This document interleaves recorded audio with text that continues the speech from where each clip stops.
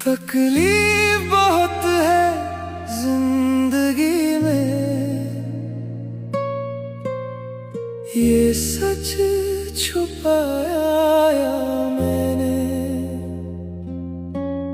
हंसते हुए चेहरे के पीछे दर्द दबा। हमारे चैनल को सब्सक्राइब और फॉलो जरूर करें।